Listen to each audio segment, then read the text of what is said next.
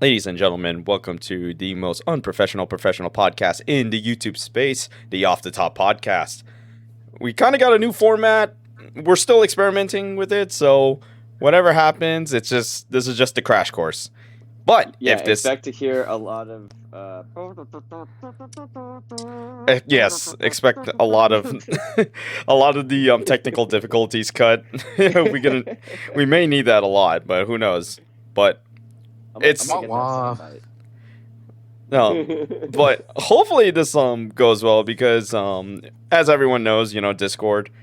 Funny enough, they actually did cut their ties with one of the companies that they're working with, but I'm still like, no, we need like more. Like that's one step, but we need the entire like all their other partnerships to like be like disbanded from Discord. Then we'll go back to it. But until that happens, whenever it is, we're gonna be using Root for now. This is just a at least a temporary home for us. So a beta. We'll see. We're beta testing. Yeah, we're beta testing it, and hopefully, we just do the podcast like always. But I don't like it. I don't like it, Dad. I have to share a room with Kevin. God damn it. Hey, I'm kidding. that one time I was sleeping naked, and you can bitch about it every time. You gotta bring it up every time. At one time, you sleepwalk, sir. I saw your dick and balls. Okay. Someone's gonna pass by your room, Trevor, and be like, "What is going on over there?" Thank goodness I'm home alone. Anyway. All right, but episode 42 of the Off the Top podcast, the Jackie Robinson special, and it's funny because this is like the last week of Black History Month too. Yep, there you go. Mm-hmm. That's kind of fitting, actually. It is very fitting. Yeah. But well, there we go. You know what? Did you guys ever see the movie that they did with Chadwick Boseman and Harrison Ford? No. I think I've only seen like clips of it, but I have not like sat down and watched it. Oh, it's such a good movie. I mean, it's definitely like a movie version of the events, but like it's a really good movie. And also, when I was on tour, I went to Kansas City, and there was a museum that was a joint museum. It was basically it was two in one. It was the American Jazz Museum, and literally in the same building, it was the American Negro Baseball League Museum. Oh, okay. Yeah, and while most of the highlight was actually on more of the local players and more of like the other greats of that league, they did have a special like section and highlight for Jackie Robinson. And the reason why I bring this up is because they actually had on display the actual jersey that Chadwick Boseman wore for the movie. So it not only has a significance for the actual man Jackie Robinson, but it's a double memoriam for Chadwick Boseman as well. So hell yeah. It was really cool to see. I think I took a picture of it somewhere in my recesses of technology, but it's somewhere in the phone, somewhere. Yes, yeah, somewhere, right next to my nudes. Anyways, that's about right. It was beautiful. The museum, not my nudes. My nudes are fucking atrocious. Oh no, his nudes are beautiful. They're shut the fuck chef up. Kiss. Subscribe to PJ_Dino's OnlyFans. No. We don't need people searching up that. We're fine. We're fine. We are fine. You guys are fucking idiots. All right. Anyways, hey, if we do it to Jeremy, we do it to you too. Shut up, man. I'm like over here blushing too, like halfway through.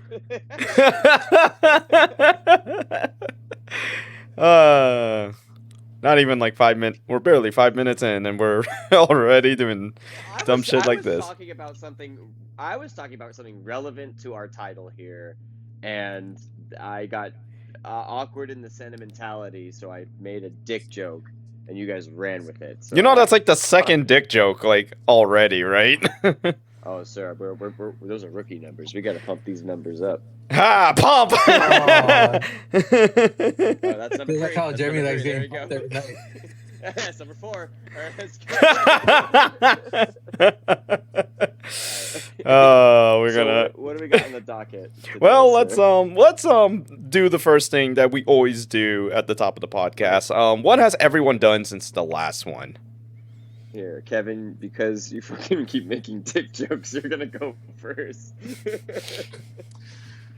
Well, since the last time I jacked off about 20 times a day. That's my new No, record. that's your other group. That's your other group. Don't. No. That's for Oh, your. yeah. No, this is the My podcast. bad. Actually, honestly, I haven't done anything as much lately. Just been, just trying to get my thumb healed so I could go back to work. Been doing kind of like physical therapy that they gave me, like to do hand movements and everything. And currently, Sorry to interrupt. When are you going back to work? once my wound is healed up. So currently, right now, it is uh closing up. It's like about, I want to say, like 90% closed. Oof. So I still have another 10% left. Okay. But for sure. once that's done, I'm gonna be working. I won't have to be home. Yeah, I don't have to be home fucking bored half of the time waiting for you guys. Well, sorry, man. Hey, I'd rather have you guys wait for me. Not me for We you guys. always keep waiting for you. That's the funny part. Yeah. It's just how It's Kevin because likes I'm it. the lovable idiot. Because he's embracing. That's one. He's embracing. It's because I'm adorable. That's why. Yeah, sure. No, I'm kidding. Bro decides to go watch Stranger Things with a stranger and not play Overwatch with me, Jake, or Jen. Hey, Stranger Things at least that stranger got to touch me on your thing. on my thing. Wow, that's what this. That's probably. Things Is that that happened that night? wow? That was How the strangest thing that original! I'm sorry. It presented itself, man. I had to pick it. You may as well. And Trev, what have you done since the last pod? I've been in rehearsals for my new show that I'm in, which is called Reefer Madness. By all means, tickets are on sale currently. Anybody who's in the Burbank area or in the LA area, come on out to Wisteria Theater. Go follow them on Instagram. They will be posting up information all the time and reposts of all of our posts, so you'll be able to follow us and get us all on there. I'll also be posting at it on PJ_DYNO on Instagram. Thank you very much. Shameless plug. And up in April through May 10th, and I'm not gonna lie, dude, so far the rehearsals have been lovely. Like, I met everybody, and we're all such consummate professionals, but we all understand that the energy in the space needs to be light, needs to be fun, because this is how we're all spending our time. And everyone was on the same page as that. Our production crew are wonderful. Our producers are wonderful. Our director has a great vision for the show. And I'm working. I'll be honest. I'm working with some top tier talent, guys. I'm working with people who are on first name basis with Tara Strong, E.G. Daily, and Gray Delisle. Oh shit. Oh yeah. All of our childhood is only 1 degree away from me now because I'm doing a show with their good friends. So it's cool, and they all have great stories, and they're all lovely, and they're all really supportive too. Like, that was what I was a little worried going into this, because usually this industry is very cutthroat, but every single person here has made a name for themselves, has already done what they needed to do to satisfy any ego that might be there, and we're all just lovely, welcoming, and open people who want to be each other's best friends and have fun doing the show. So, and they're all really talented, like exceptionally talented. And I just keep thinking to myself, like, wow, I'm really very happy to be here and to be a part of it. So that's what's been happening recently this past week. And I also so the same like theater that we're putting this up at, the resident people have put up, and it's already come and gone, a performance of The Night Man Cometh from It's Always Sunny in Philadelphia. Is that like an episode, or was that like Yeah, oh, it's a? dog, man. Okay, yes, it is. Sorry. If Gus was on this It's pod, one of he probably would have been able to call that one. Gus would have lost his shit because that's one of the best episodes that they have on the damn show. Because TLDR, it's the story about how one of the gang, writes a musical, and he asks all the other people in the bar to be a part of it, and at first you're like, why is he do? There's no explanation as to why he's doing this musical, and it's written in such a way. It's the most outlandish shit, and these are horrible people putting on the most outlandish shit, and it is one of the most famous episodes of this TV series. I recommend, whether or not you decide to watch the actual show, to watch that because every single person in the musical theater industry, it was basically written for them, because it's all of the jokes are at the expense of like working with difficult actors or working like just the worst conditions possible or anything else like that. So like it has a lot of great comedy, a lot of great different things, and you don't really need to know the characters' long-standing like relationships to each other, because they do a good job of explaining it.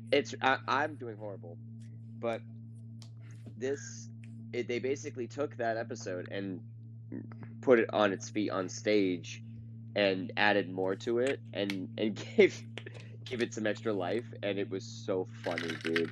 It like we had the house knocked down for that, and it was a lot of fun, and I honestly love that that's what they're doing. Like the same company who's doing that is the one that's, you know what I mean? So like I'm in good hands here. I feel really cool about it, and yeah. Yep. What else? What else? I have been meeting with Josh to make more music. We've been in the studio, cranking out beats hit left and right. We have only 5 more songs left to go on our 30-song album. So Do we have a cranking them possible out. date for that album?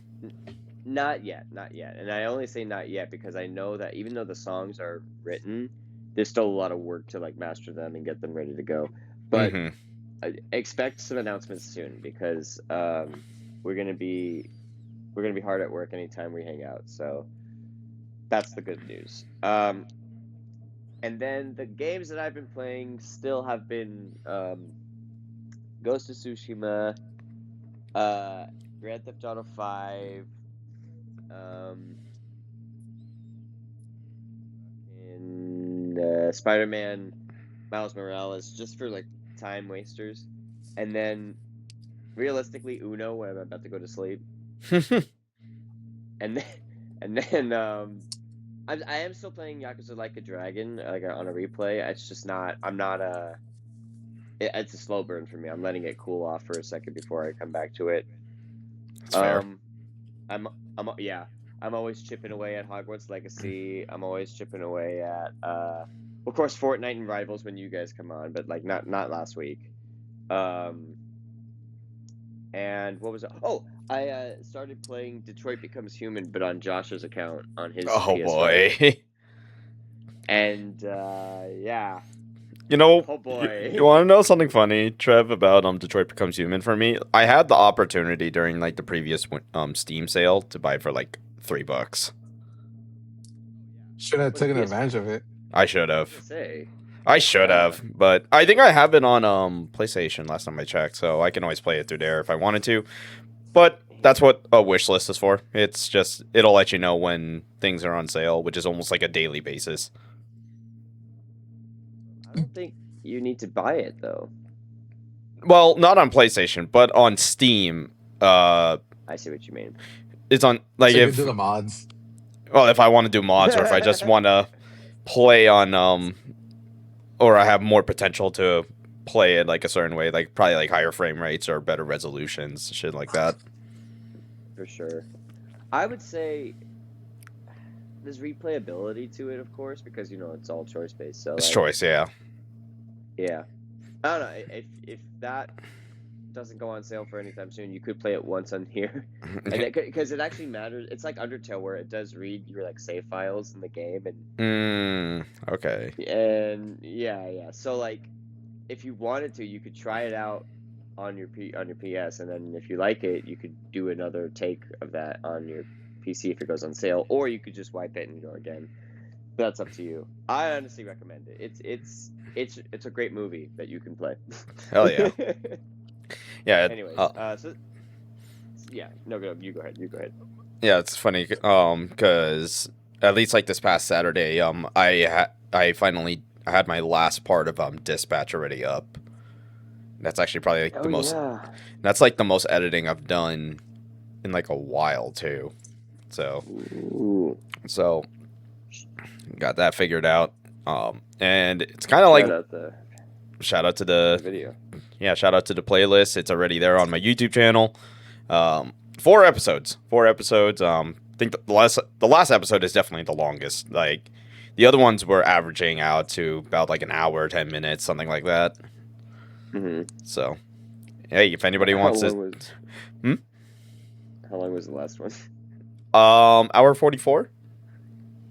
Oof. It's definitely the last episode that took a while because I was like, even just playing through it, I was like, oh my god, this is going on for a while. But I completely understand why, though. But it's just like, oh my goodness, I'm starting to feel it. Yeah, fair point. But other things I could really add to it. So okay, here's give me like 5 seconds. I need to show what happened since the last one.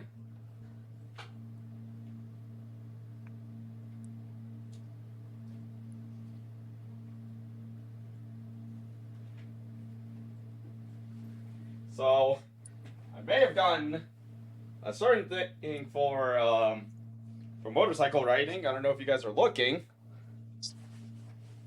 I got a. Ooh.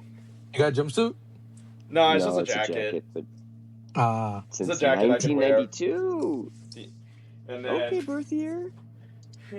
And then I actually ended up getting a fucking motorcycle helmet. Yo, that's sick. Oh, and here's the cool part. So it's modular, but it's a full like modular, like where the mouth part like comes. That, and you look like Batman with it. Oh, I've seen those. Those are nice. Oh yeah. Yeah. And I got this on clearance. It was like 50% off because these are normally like $360. And I got it. Fuck. God damn. Oh, that's awesome. So this is definitely the helmet that's gonna be used. Probably if I'm riding by myself though, because like I have another helmet that has an intercom that has that I'm connected to with my parents. Hold on, That's sick. My light. But that's some of the stuff I got. Along with that, I have also been playing RE4 Remake. I am about halfway through the castle. So it's Getting ready for Requiem. Yes, sir. We are definitely getting ready for that. I already bought the game on Steam. I just need to pre-install it. I think it's going to be on Wednesday. That's when it could be pre-installed. So that's going to be, yeah, you guys are definitely not going to see me for like at least probably the weekend.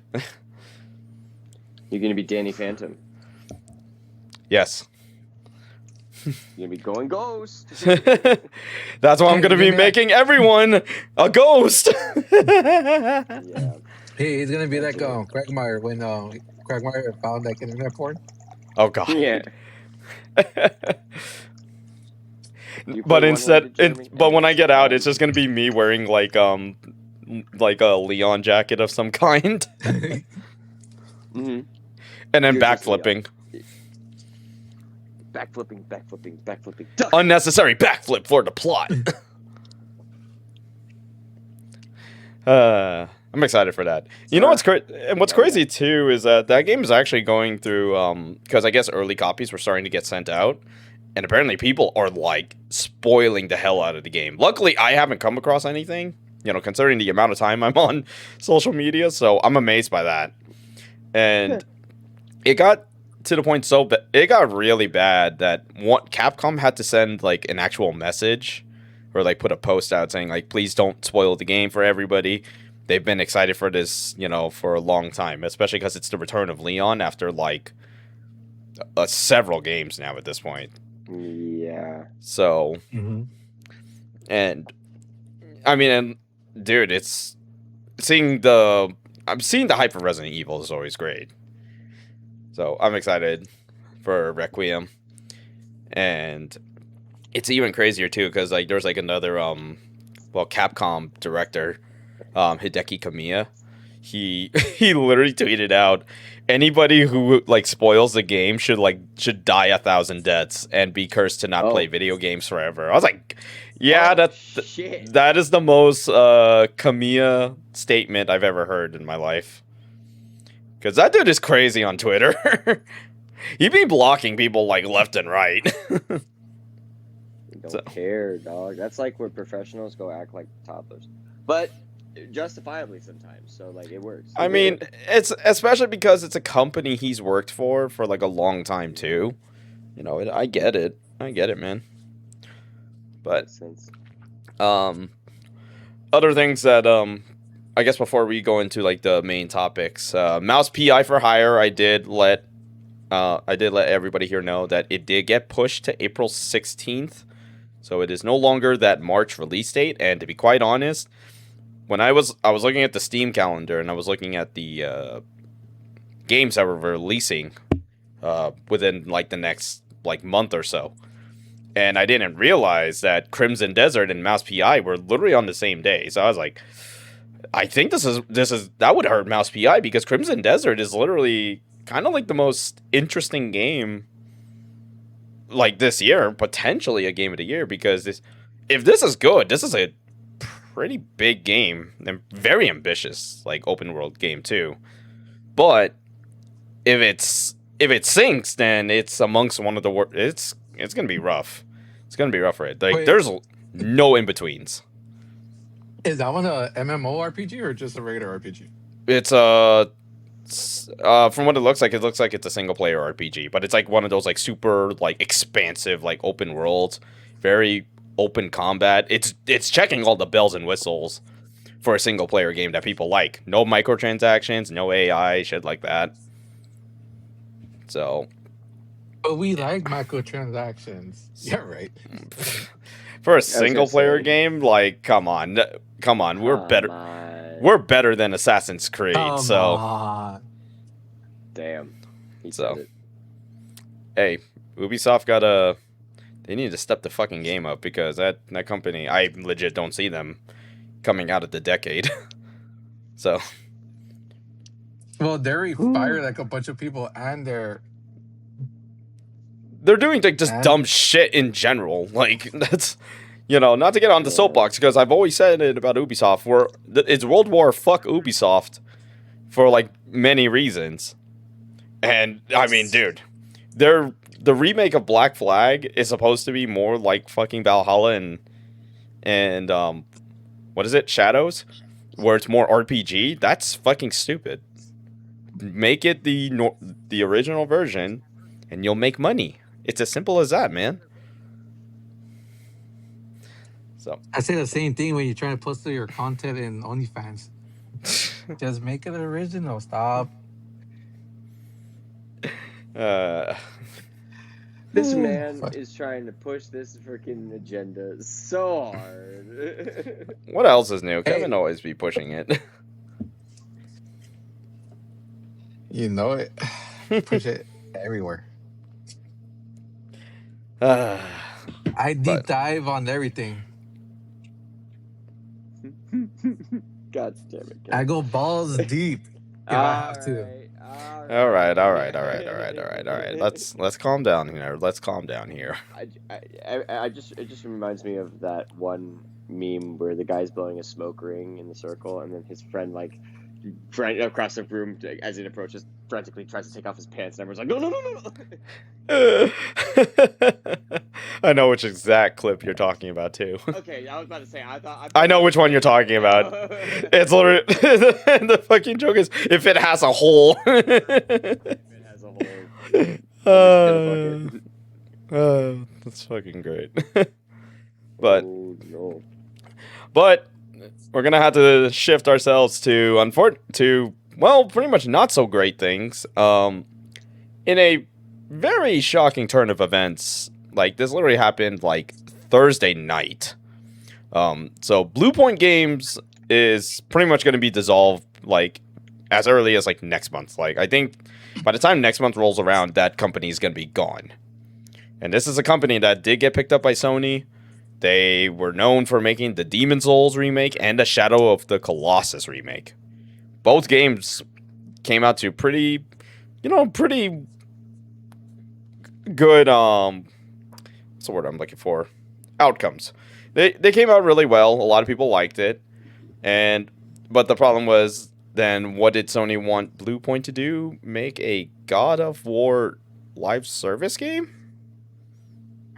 Really? And that got got canceled in January last year. And ever since then, they've been like just Blue Point has been constantly trying to like pitch like a bunch of games to Sony, and Sony just keeps turning it down. And it's just like, why are you guys not letting the studio that is known for making good remakes not work on one of your old IPs? And they're sitting on a bed of IPs that are not being used right now. I mean, dude, we could have had like a Sly Cooper remaster. We could have had a Resistance remaster. We could have had Infamous for all we fucking know. Jack and Dexter. There you go. That's another one. And it's like, once again, this was definitely one of those moves of, why would you do this? Like, why would Sony just dissolve a studio like this that's clearly got success on them? I mean, you have two of the best remakes to come out in a while. And this is what you opt to do. Like, why? Because they dumb as fuck. Mm-hmm. Fucking Herman Holst, man. Now, I don't know about you guys, but I've always kind of been on like that boat of, praise the company when they do something good, but call the company out when they do something bad. And this is definitely on that list of bad, that's for sure. Do you guys have any like thoughts on this? Just questionable decision. Are we still talking about Blue Point? Yes. I think it's kind of unfair to all the people who were working on it. I feel, you know what I mean? Like, I feel like what they ended up doing. Yeah, dude, I'm sorry. Those were good games, and they didn't. Yeah, I'm sorry. Yeah, no, I think that they've kind of shot themselves in the foot. I agree. But yeah, I don't know. This is just one of those decisions that I'm like, how the hell do you get rid of a studio that does really good for you guys, and then you dissolve this, but then we're gonna go ahead and keep the same company that's doing fucking Destiny, and look how that deal's turning out. It's not turning out well for them at all. They're looking to not support Destiny 2. And I don't blame them, because now they're going to move to Marathon. And, Gavin and I said it best. Like, we're not really interested in Marathon at all. Like, we'll give it a try, but we're not going to, we ain't going to play that shit. Is it free or you have to pay for it? Because I ain't paying shit. I have to pay for it. I think it's like $40. Yeah, I personally, for me, I'm not really too interested in it. We already even though I haven't really played Arc Raiders that much, like I ain't gonna deny that game is pretty good. So if anybody wants to play like an extraction shooter that isn't Arc Raiders, like hey, Marathon's around the corner. But and I think it's just this is just the constant reminder of this is what happens when Sony is chasing the live service ghost, or I call it the live service dragon, and they got burned for it. Like they wanted to make like 10 live service games, and as far as what hasn't been canceled, only one of them has worked, which is Helldivers 2.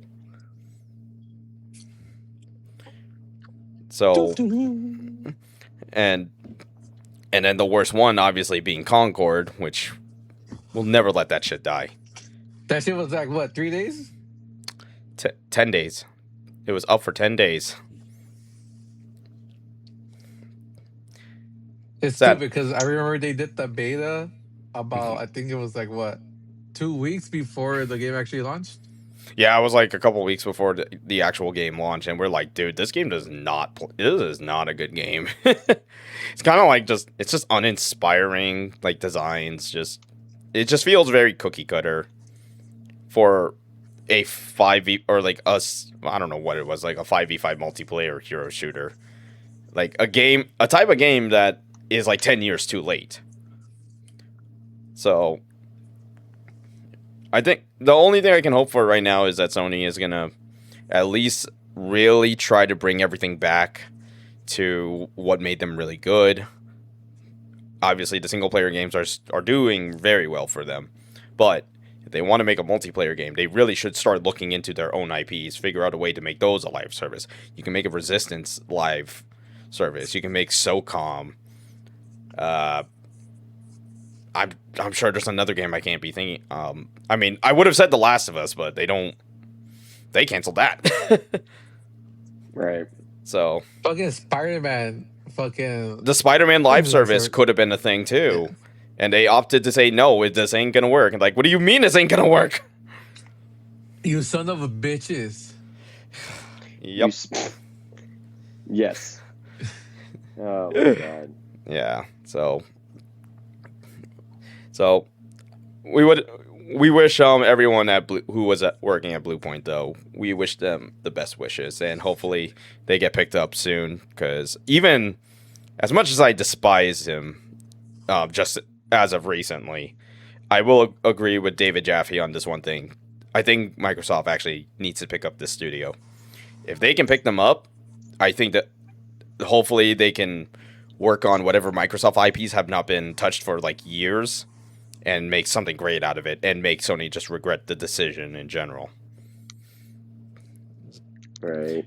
But yeah, that's sad. And then not even like 24 hours later, we thought Sony did something bad. Microsoft just straight up said, "Hold my beer." So probably the most shocking, definitely the most shocking one of them all. Phil Spencer retires, and president of Xbox, Sarah Bond, resigns from it. And for Phil, it's just, man, I knew it had to come to some point that Phil was not going to be with the company, like, by even the end of this year. It's just, damn. It's just tough for him, because he really wanted to get into the good graces of all the gamers, but it's just, he was just fighting such an uphill battle. He had to take the flak for everything, especially losing out on a bunch of studios, especially with the likes of Tango Gameworks as well, who made Hi-Fi Rush. So that's just sad to see. Someone even I saw say, like, if he writes a book, that book is probably going to be talking about the last 5 years of him just fighting an uphill battle the whole time. Probably. God damn. Especially, I mean, here's the one thing I can definitely give him is the fact that he had a good idea with Game Pass. But in terms of longevity, though, it's not sustainable at all. No matter what. And with all, like, the price hikes and everything happening, it was just more of the writing was on the wall the whole time. So With that being said, I wish nothing but the best for Phil for his retirement. He's probably gonna pop up randomly and just some other parts of the gaming sphere, and then just and seeing Sarah Bond also resign from her position as CEO. It's there's a lot of drama that's kind of surrounding this as well, because the newest CEO for Microsoft Gaming, Asha Sharma, she let's just get it out of the way. She was a former AI executive. Oh no. And what doesn't help is that in terms of her, like, what has she worked in terms of the corporate world? 3 years as a COO of Instacart and 4 years at Meta. No gaming experience whatsoever prior. And she just recently made like a Twitter account and just saying like, "Oh, these are the games I like," and it's just kind of like, yeah, you're really, it's just really pandering, and it's clear. She can tell us like whatever she wants, like saying like, "I am here for the gamers" and all that stuff. Come on, I'm not gonna believe a single word out of you until you actually produce something like good. Because the funny thing is that in her statement, she did say that there is not going to be any AI slop, and it is kind of hilarious that she said that because Satya Nadella, who is like one of the investors at Microsoft, said stop calling AI slop, and then you have her say that. So I think that's kind of hilarious, but I still don't trust it because. Let's put it this way. Microsoft did invest billions of dollars on AI. It's a very big concern, man. Yeah. So, and then So, while Asha Sharma does become the CEO for Microsoft Gaming, and I know someone's gonna laugh at this, but Matt Booty also pretty much just got brought up as well after Phil Spencer retired. Yes, that's a real name, by the way. Matt Booty. You can Google it. He exists. Yes, he's a real man. And yep, he just got promoted because of all this shit. So Damn. it's just crazy, man. Hopefully Booty doesn't get hurt. Hey, I mean, all the gamers are everyone pray for Booty. Hey, everyone flames Microsoft as it is, so Matt Booty is he's probably gonna get flamed even more. So, see, the flaming booty right there. Yep, exactly. They're gonna bury Booty. They're gonna bury the boots. But yeah, it's still crazy, man. Like again, Microsoft is once again, they are always going to be at the bottom of the tier. We'll just have to see what happens from this point on, but I do not have a lot of faith in this move. But we shall see.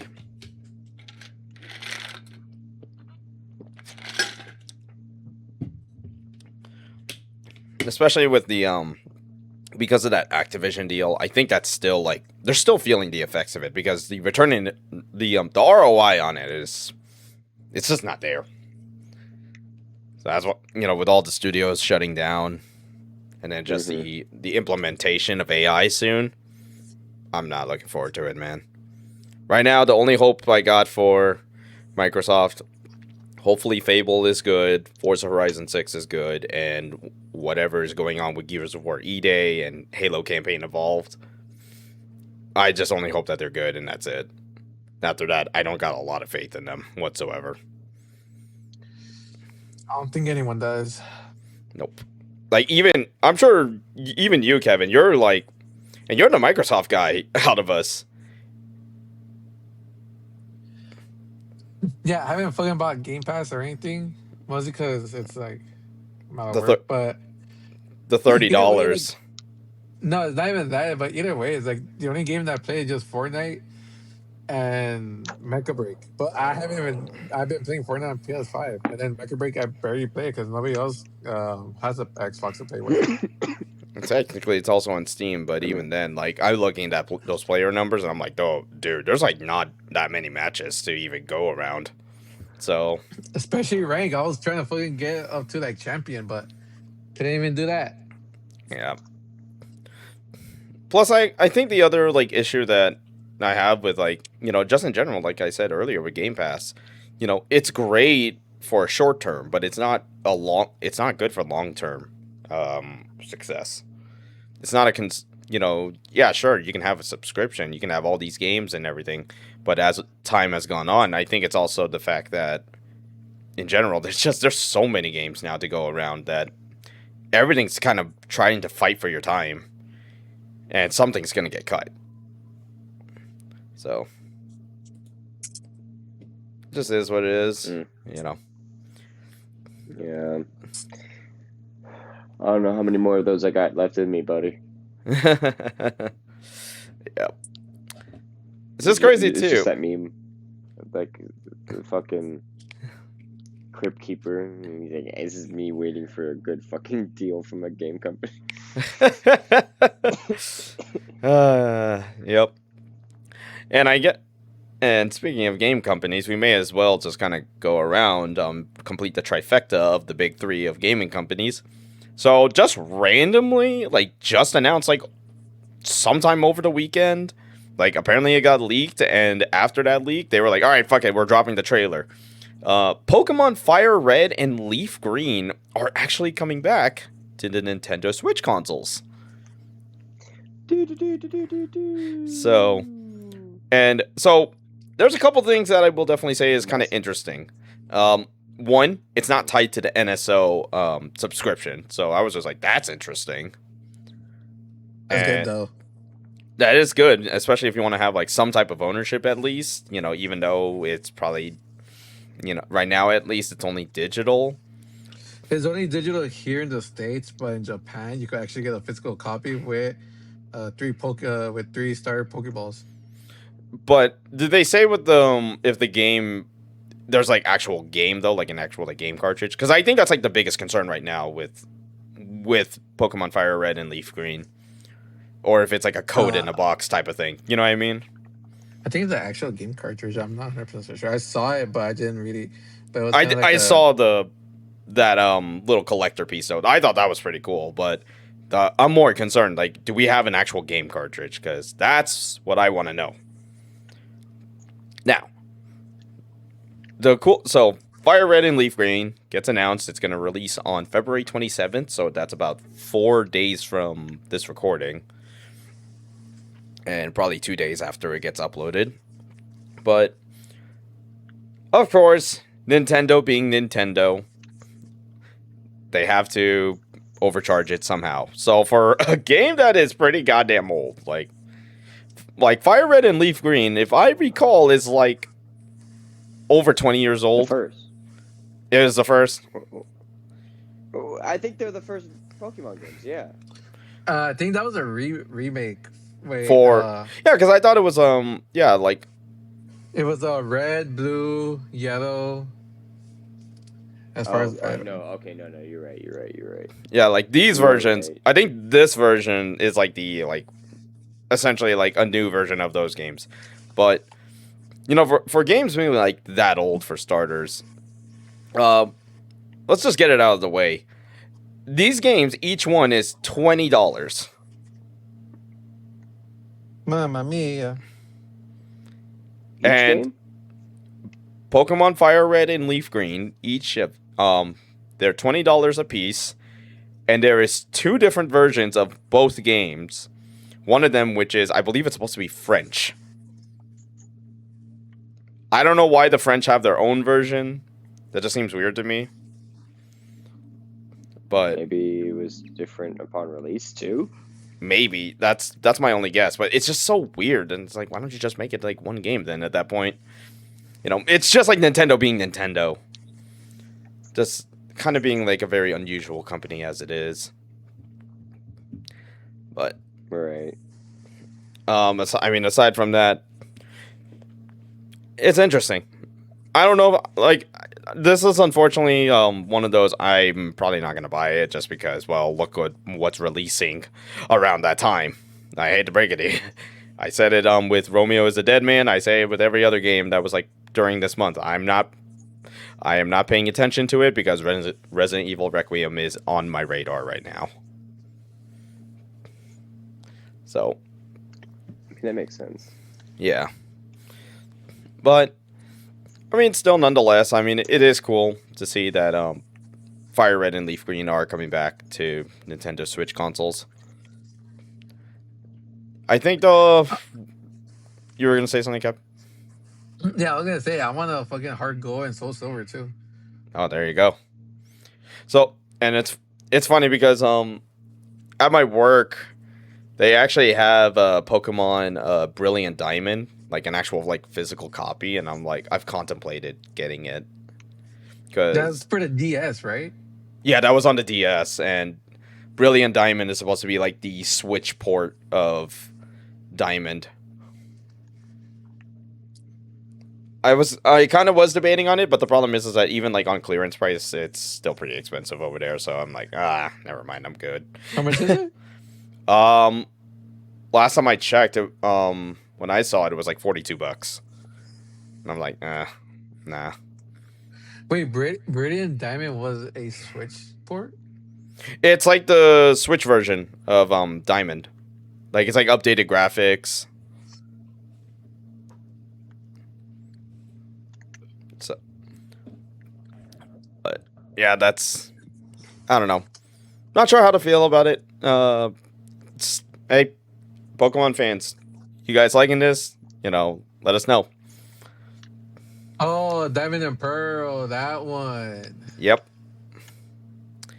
that's one I played. And I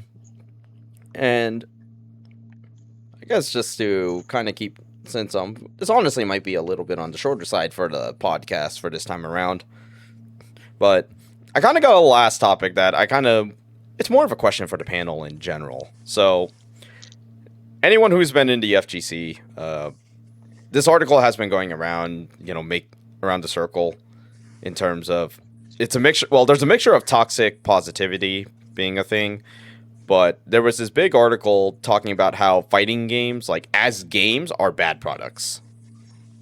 So, and it's kind of, I mean, I'm not gonna read that entire document because I've heard like so many people talk about it, but I think like to give sort of like a Cliff Notes version of it, what seems to be like the major like issue of the game is that one, the kind of like the point of entry to kind of get like get the hang of the game is very it's not the same as like a shooter, of course, because obviously how fighting games play are very different from a shooter where it's like everyone could just sort of jump in and already get a feel for the game versus like a fighting game, all the scenarios are always different, especially when trying to learn like particular defensive mechanics. Like I'd argue even with 2XKO, much as I love that game, I do think that it doesn't have like the best tutorial for newcomers, and even for veteran players, it's hard to play. Like it is a much harder game than I expected it to be. And some of the stuff that a lot of people were saying, number one, pricing. Like pricing is definitely a big one because obviously with today's generation, it's like, $70 is the average price for most games. And the reason that games like Street Fighter 6 and just the Mortal Kombat franchise in general, they always sell a lot because they do have a lot of single player content. You're getting more bang for your buck. And obviously, I completely understand it for everybody. Not everybody wants to play online, against people. They just kind of want to play the single player, play with their friends, and then that's it. Just have fun with it. And I know I kind of have been sort of feeling that too recently with some of the most recent fighting games, like especially Mortal Kombat 1. I did, the single player game, the single player was whatever, and the grindiness of their invasions mode was was definitely a major turnoff. But I love the gameplay of the game. You know, to an extent. You know, it's dumb as shit for gameplay, but I enjoyed it for what it was. But it wasn't great. And we don't have Gavin on the pod, but he, just like many Mortal Kombat fans, will love MK11 because it has some of the better single player gameplay. Just in terms of content, it's filled. The problem is that, in my opinion, I think it has the worst gameplay. Like, I think it's boring and dull, but it's a lot faster compared to, like, MK1. So. Yes. Like, I'd argue even, like... Okay. Go on. I don't... No, well, all I was going to say was that what it boils down to is, how do you want to spend your time? How do you want to...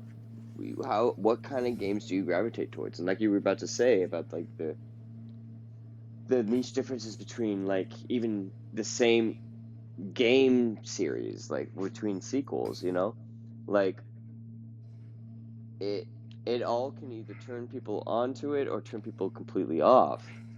And I feel rather that a lot of fighting games, especially like Street Fighter, Mortal Kombat, Tekken, they rely on their names and their fan base to carry it forward to the next title. And while it has done that,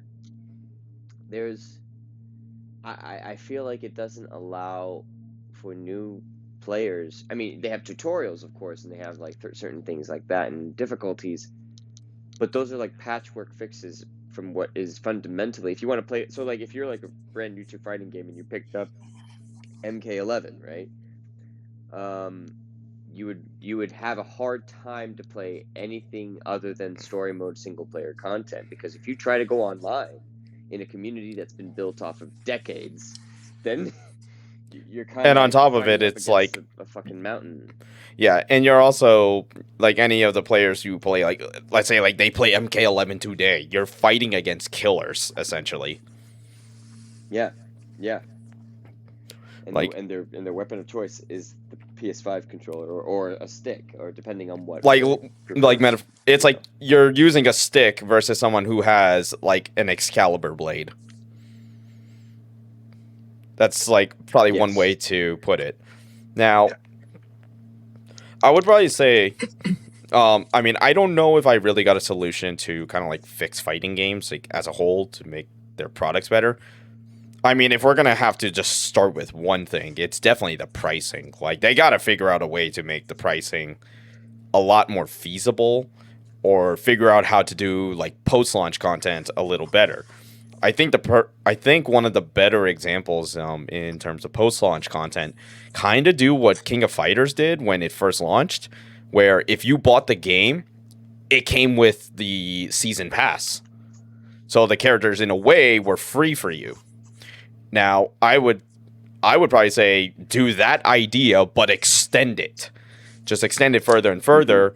The way that income for those games, like for production, the only way you can get income from it is making costumes, stages, stuff like that. Because obviously that's going to cost a lot of money. Like, use the money from those microtransactions towards productions of the game, to make characters, to make costumes, stages, just in general, like any stuff like that. And then obviously updates are updates at the end of the day. That's usually like a skeleton crew type of thing. It's kind of like what 2XKO is currently at with the 80 employees. Oh my god. So. That's right. But I would say that's probably like the first thing I would do. Second thing is definitely trying to make, this is the one that I kept seeing a lot, and I could see it working. It's just how do you implement, it's how you execute it is the real question, is to make tutorials a little more, impactful or more like interesting to go through, because, you know, a tutorial can only get you so far. Like, it's as bare bones as they get. But I've heard people say is like almost do it rhythm game like, where let's just say in 2XKO, they want me to parry like Vi's S1.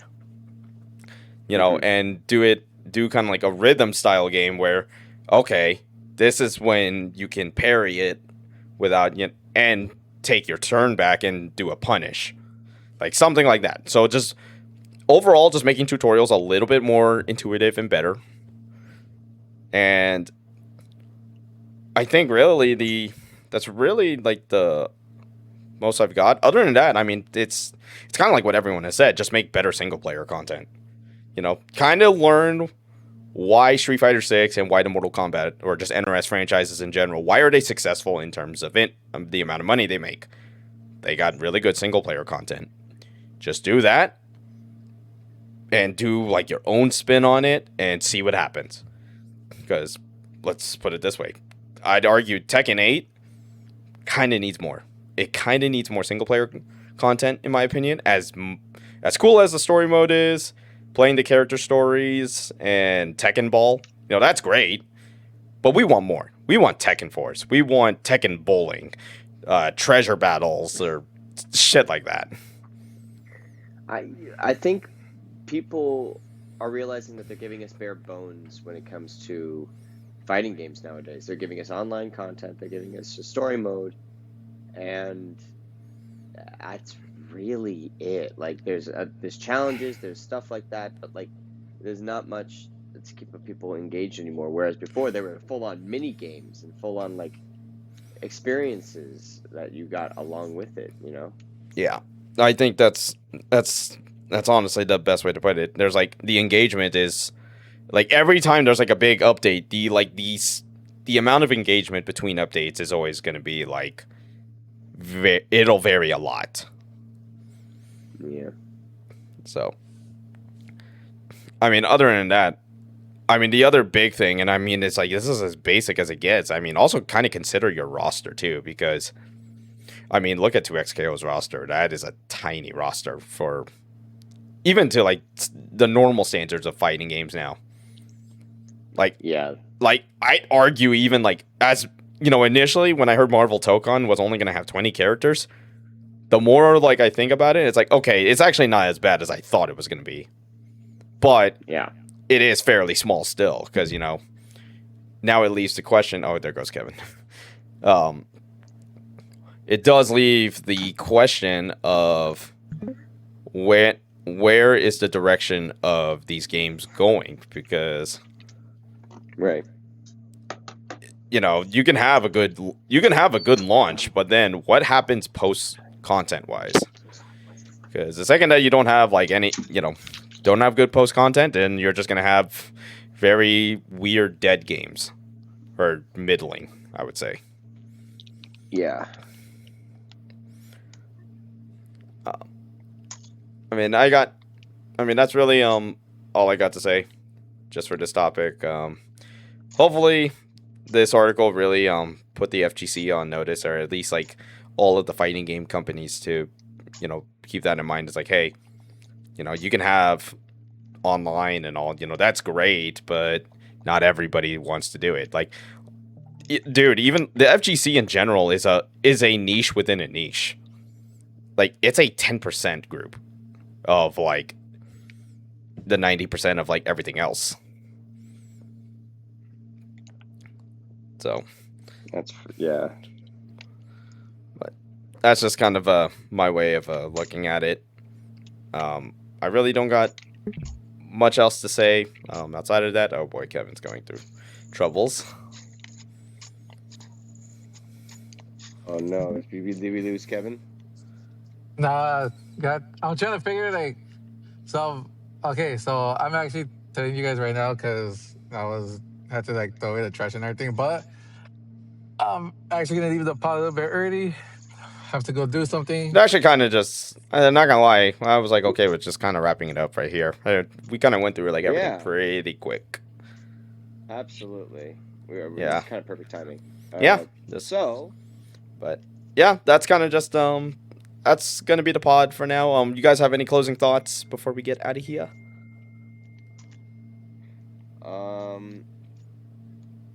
Game companies should make fun games again, not just not just innovative. They should be fun as well. Hell yeah. All right. Okay. We're going to go ahead. We're going to wrap up a little bit on the shorter side of the podcast today. Thank you guys for watching or listening to this podcast. First things first, Trevor, where can everyone find you? PJ_DYNO on Instagram, and follow me there for some updates on life and for shows. And for music, it's on Josh's, which is RDYRMND, which is on most music platforms. All right, awesome. And then Kevin, where can everyone find you?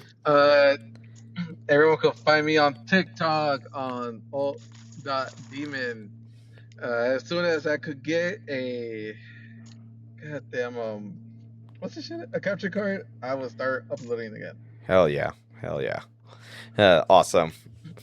And also find me on Zero Records 14 OnlyFans for our next tape. Oh my god. Well, you heard it here, folks. Exclusive only. Oh my god. Anyway, it's all right. And then you can follow. And I am your host, Zero Requiem 14, the host of the most unprofessional professional podcast in the YouTube space, the Off the Top Podcast. Follow me on this very YouTube channel, Twitch, Instagram, and I do have TikTok. I mean, I kind of just upload here and there, but it's if you guys want to follow me there for whatever reason, I am on that. And until then, guys, thank you for joining us on this kind of a lighter pod, but hey, you know what? We got through the topics that we needed to get through. Everyone's pretty much has said their piece on this. Next week we'll be back. Hopefully we are either going to be still using the same exact program or we're going to be on a different one. Only time will tell. Until then, thank you guys for watching, and we'll see you next time. Bye. Bye.